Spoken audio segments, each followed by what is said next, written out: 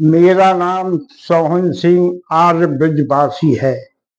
सभी भाइयों को मेरी नमस्ते। जय श्री राम। योगीराज श्री कृष्ण की जय हो। भाइयों, आजकल सावन का महीना चल रहा है। हर कोई शिव जी की आराधना अपने हिसाब से कर रहा है। आज भाइयों मैं बताऊंगा कि धर्म क्या होता है और दुनिया में कितने धर्म हैं। भाइयों, कहने सुनने में आता है कि सभी धर्म समान होते हैं, मगर यह बात 100% झूठ है, क्योंकि संसार के अंदर धर्म केवल एक ही है। वो है सत्य सनातन वैदिक धर्म।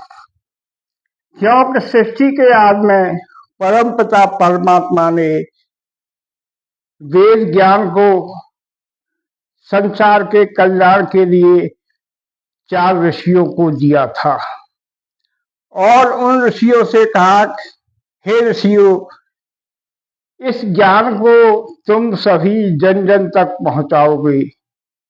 उसके बाद वेद ज्ञान को ऋषियों ने मनु, सूर्यदेव सभी को सुनाया। इस तरह से संसार में वेद ज्ञान की प्रचलित हो गया।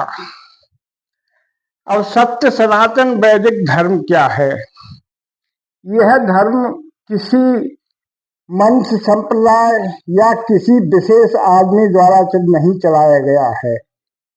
यह ईश्वर के द्वारा चलाया हुआ धर्म है। इसलिए धर्म केवल सत्य सनातन वैदिक धर्म ही है। इसके बाद में तमाम मत संप्रदाय चले, वो एक विशेष इंसानों द्वारा चलाए गए थे। आज से 2500 साल पहले जैन धर्म चला, पारसी धर्म चला, 2000 साल पहले ईसाई धर्म चला। पर यह धर्म नहीं, ये मत हैं, संप्रदाय हैं, मतांतर हैं। आज से 1450 से साल पहले एक संप्रदाय चला, वो एक ही खुदा को मानता है। चलो, अच्छी बात है, हम भी एक परमपिता परमेश्वर को मानते हैं। वो अपने खुदा को माने, हमें कोई ऐतराज नहीं है। मगर सत्य सनातन वैदिक धर्म क्यों महान है? उसमें वेदों में हमारे ऋषियों को कहा गया है कि सर्वे संत सुकुन सर्वे संत नामया सर्वे भद्राणी पश्यत माँ कश्चित् दुर्भाग्यमी। अर्थात संसार का कल्याण हो, ऐसी प्रार्थना किसी भी मत संप्रदाय या किसी भी उसमें नहीं कही गई है। हर किसी संप्रदाय का एक अलग मत होता है, वह मत दूसरों से भिन्न होता है। जैसे हमारे सत्य सनातन वैदिक धर्म में संसार की भलाई के लिए प्रार्थना की गई है। हर किसी मजहब में ऐसा नहीं मिलता है। कुछ मजहब केवल अपने धर्म प्रचार के लिए ही धार्मिक ग्रंथ लिखाते हैं और कहते हैं केवल हमारे ही धर्म को मानेगा वह भव सागर से तर जाएगा। आज से 1400 साल पहले एक मत चला था और उन्होंने अपनी पुस्तकों में ऐसे ऐसे शब्द लिखवाए कि जो एक खुदा को नहीं मानता है वह काफिर होता है और काफिरों को जीने का कोई अधिकार नहीं होता है। उनकी कुरान में कहा गया है, हे मुसलमानों, तुम उनका कत्ल करो, उनके बीवी बच्चों को मार दो, उनकी स्त्रियों को अपनी स्त्रियां बना लो। अब कोई कहे कि यह धर्म कैसे हो सकता है? कि केवल अपना ही सब कुछ होना चाहिए, वो धर्म नहीं, एक मत हो सकता है, संप्रदाय हो सकता है। इसलिए धर्म केवल संसार में एक ही है। अब भाइयों, कुछ हमारे वैदिक धर्म को छोड़ करके अब हिंदू शब्द पर लोग कहने लगे कि गर्व से कहो हम हिंदू हैं, मगर उनको मालूम नहीं है कि हिंदू शब्द ये मुगलों ने हमारे ऊपर थोपा है। हिंदू शब्द के अर्थ कुरान में चोर, डकैत, यानी हमारे लिए अपशब्द कहे गए हैं। इसलिए गर्व से कहो हम आर्य हैं, हम भारतीय हैं, हम आर्यवर्ती हैं, तो माना जाएगा।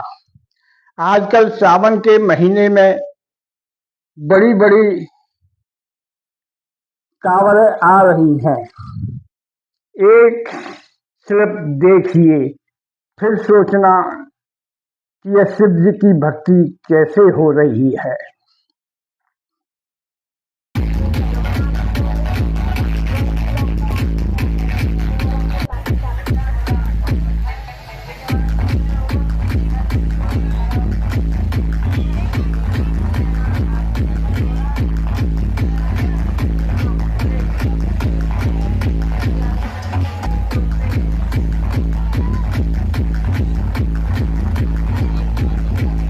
खूबसूरती के साथ में जो भोले हैं डांस कर रहे हैं, और जो उनकी झांकी है उसको भी इन्होंने जो है फूलों से सजाया गया है।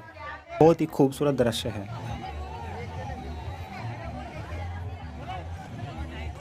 भोले महंगा है तो मैं इन्हीं के लिए तो करता हूँ, भगवान के प्रति करता हूँ, जो भी करता हूँ भगवान के प्रति करते हैं। हाँ जी हाँ। अच्छा जी, तो आप देख सकते हैं भोले हैं जो कि दिल्ली के रहने वाले हैं, और उन्होंने बताया कि जो ये खाटू श्याम जी का मुकुट देख रहे हैं ना ऊपर की साइड में, ये हीरे को बना हुआ है। हीरे तो इसमें आपने कौन कौन से डायमंड लगा रखे? काफी सारे लग रहे हैं इसमें तो, इस हिसाब से बहुत तरह के डायमंड लगे जी इसके अंदर। अच्छा जी, ये तो काफी कीमती होगा इस हिसाब से। हाँ भाई साहब, कोई इसका कोई अंदाजा को देखकर आपको अनुभव हो रहा होगा। बताने वाले बता रहे हैं यह 1 करोड़ रुपए से ऊपर की झांकी है। अब बताओ, 1 करोड़ रुपए एक ही झांकी में समाप्त हो गए, ये कैसा धर्म है? हिंदू का पैसा ज्यादातर तीर्थ यात्राओं में, झांकी निकालने में, भंडारा करने में और ऐसे ही कामों में बीत जाता है। हिंदू जीवन में कुछ नहीं कर पाता है। हमारे हिंदू धर्म के बड़े बड़े महंत, सन्यासी, कथाकार हजारों करोड़ का बिजनेस करते हैं। क्या मर जाए कोई धर्म का प्रचार कर सके? कहते हैं धर्म के प्रचार करने के लिए आर्य समाज है। अरे भाई, आर्य समाज अपने धर्म का प्रचार कर रही है, सदा से ही करती आई है, मगर तुम क्या कर रही हो? हजारों करोड़ का तुम्हारा कथाओं का बिजनेस है। बड़े बड़े शंकराचार्य चारों मठाधीशों पर बने बैठे हैं, वो अपने एसी से नहीं निकलते हैं, सोने चांदी के सिंहासन पर बैठकर राजनीति करते हैं। अब आप ही बताओ कि संसार में हम हिंदुओं का कैसा उद्धार होगा? अभी अभी न्यूज आई है कि झिंगुर नाम का एक मुसलमान हजारों करोड़ रुपए चंदे में आई। उसने कई हजार हिंदुओं का धर्म परिवर्तन कराया। यानी हर हिंदू की बेटी को उसने 12 लाख से लेकर कैटेगरी के अनुसार हर लड़की के लिए मुसलमानों को दिए। मुसलमान हमारा धर्म परिवर्तन कराती रही, हमारी बहन बेटियों को इस्लाम कबूल कराते रहे। क्या मर जाए कोई भी धर्म संप्रदाय वाला कुछ बोल जाए, केवल यही कहते कि हम कुछ नहीं कर सकते हैं। अरे भाइयों, कुछ तो करना पड़ेगा। जब एक झींगुर नाम का व्यक्ति हजारों करोड़ रुपए इकट्ठे करके हिंदुओं को मुसलमान बना सकता है, तुम्हें भी कुछ करना चाहिए। अब कहते हैं कि सब धर्म समान हैं, तो सुनो, हम लोग गाय को रोटी खिलाते हैं, उसका पूजन करते हैं, उसके बाद में उसकी सेवा करते हैं। ये हमारा धर्म है। एक धर्म विशेष है, केवल गाय को काटने खाने के लिए ही पैदा हुआ है। तो बताओ, सब धर्म एक समान कैसे हो जाएंगे? एक वर्ग ऐसा है कि संसार की प्रार्थना करता है कि संसार में शांति कायम हो। एक मजहब ऐसा है जो संसार में आतंकवाद का पर्यावरण बन चुका है। कहते हैं कि जिहादी का कोई धर्म नहीं होता है। तो भाई, जो भी जिहादी मिले उस पर गोली मारकर उसे पेट्रोल से जला देना चाहिए। तब हम समझेंगे कि जिहादी का कोई धर्म नहीं होता है। मगर ऐसा कोई नहीं करता है। अरे, हमसे तो अच्छा अमेरिका निकला, जिसने लादेन को मारकर ऐसी जगह समुद्र में डाला कि कोई भी जिहादी उसकी कब्र क्या कुछ भी नहीं बना सकता है। क्योंकि अमेरिका जानता था जमीन धरती के किसी भी कोने में इस जिहादी को दफना दिया जाएगा, तो अब नहीं 100 साल, 200 साल, 1000 साल में इसकी कब्र बना करके मुसलमान पूजना शुरू कर देंगे। मगर धन्य है उस अमेरिका को जिसने इतने गहरे समुद्र में लादेन की लाश को फेंका, वह सब मछलियां खा गई। इसलिए भाइयों, व्यर्थ धन गंवाने से अच्छा है कि इतना धन कांवड़ों में लगाया जाता है, उससे तमाम गरीबों की लड़की की शादी हो सकती है। अरे, हमारे शंकर तो न्यायकारी हैं, दयावान हैं। वो एक बूंद गंगा जल से भी प्रसन्न हो जाएंगे। लाने वाले 500 लीटर की टंकी ला रहे हैं। ये क्या उत्पाद शुरू हो गया है? अरे भाई, शंकर जी तो एक लोटे में भी खुश हो जाएंगे और तुम 1000 लीटर की टंकियां भर भर कर ला रही हो, तो क्या शंकर जी उसे ग्रहण करेंगे? अरे, शंकर का मतलब रहा है सबका कल्याण करने वाला। तुम उसे नचा रहे हो। बड़ी बड़ी गाड़ियों में शंकर जी और पार्वती जी नाच रहे, साथ में उनके लोग भी नाच रहे हैं। हमारे योगी राज ऐसे तो नहीं थे। हमारे योगी राज तो हमेशा ईश्वर की आराधना में लगे रहते थे। मगर आज के शंकर के शिष्य इतने उतावले हो गए हैं, जगह जगह की वीडियो देखने पर मालूम पड़ता है कि दुनिया भर की तोड़ फोड़ मचा रहे हैं। अरे भाई, कावड़ लानी है, आराम से लाओ, किसी को परेशानी न हो, इस प्रकार से कावड़ लानी चाहिए। तब शंकर जी या योगी राज महादेव तभी प्रसन्न होंगे। अब तुम व्यर्थ की किसी की गाड़ियों को तोड़ रहे, किसी की कार को तोड़ रहे, इससे तुम्हें क्या मिलेगा?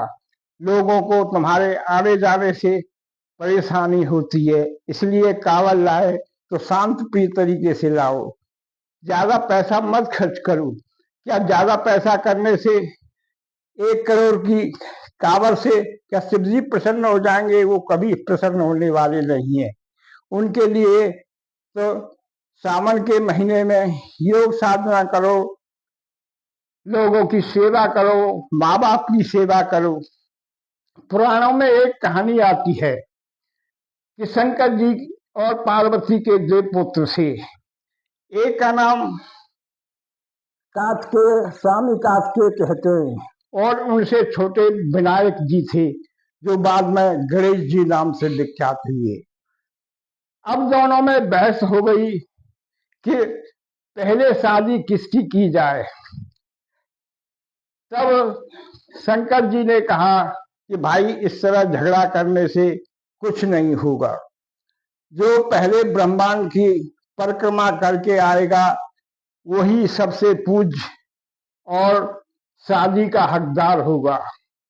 अब कार्तिकेय जी अपने मोड़ पर बैठकर ब्रह्मांड का भ्रमण करने चल दिए।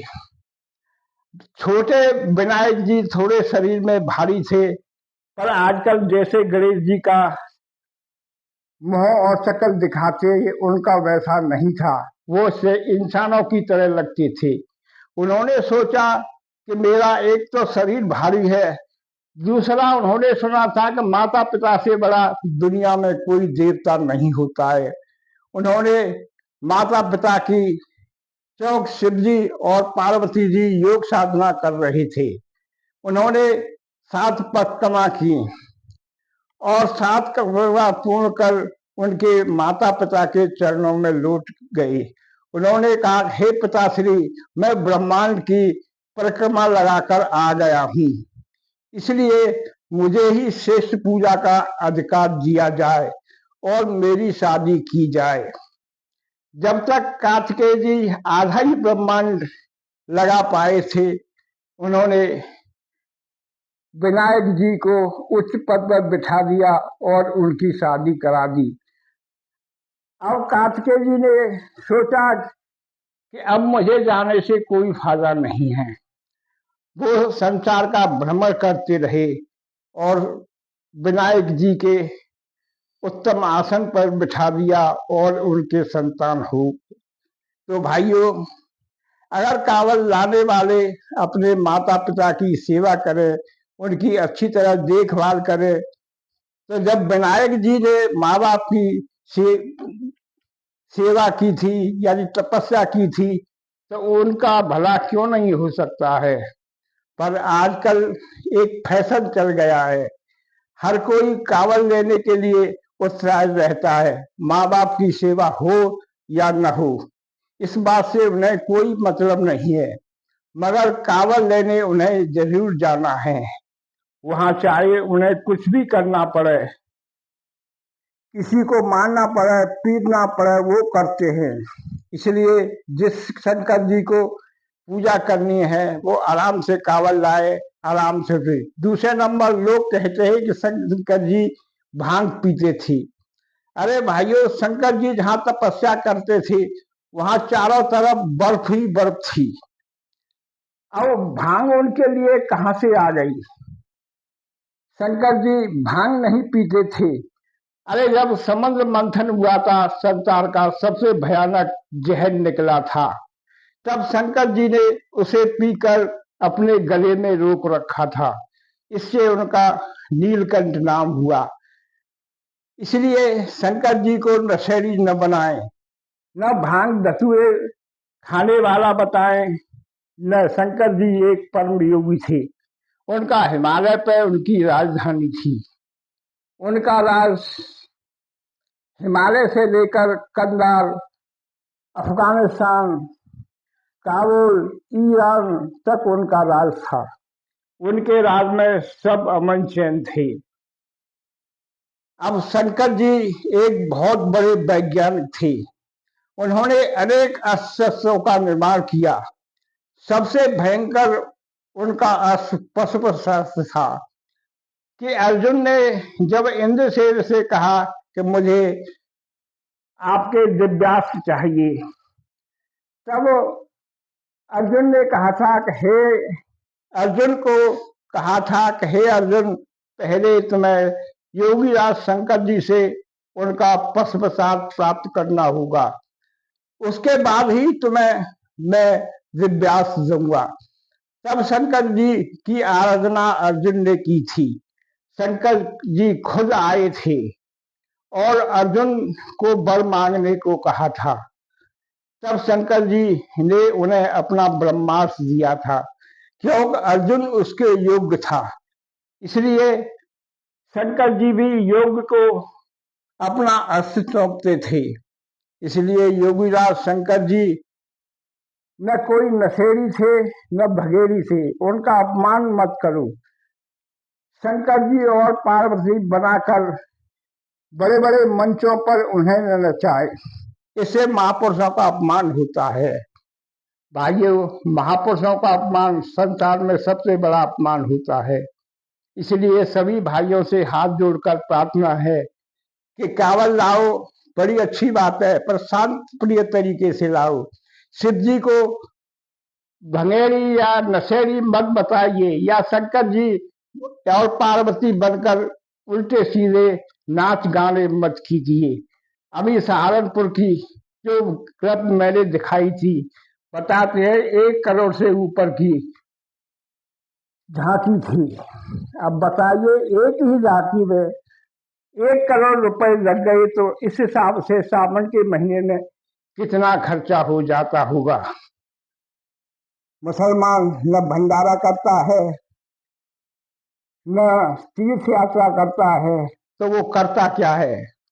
अभी जो झींगुर पकड़ा गया था, उसने चंदा इकट्ठा किया और जगात के लिए पैसा दिया। जगात का मतलब होता है कि इस्लाम का प्रचार करना।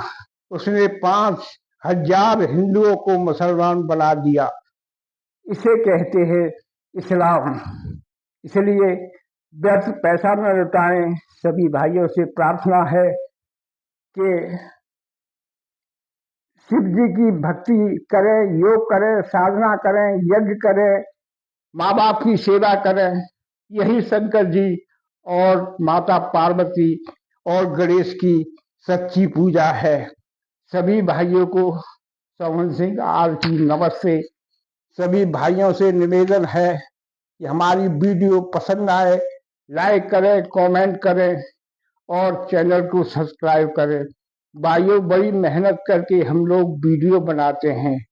जय श्री राम। योगीराज शंकर की जय हो। नमस्ते जी।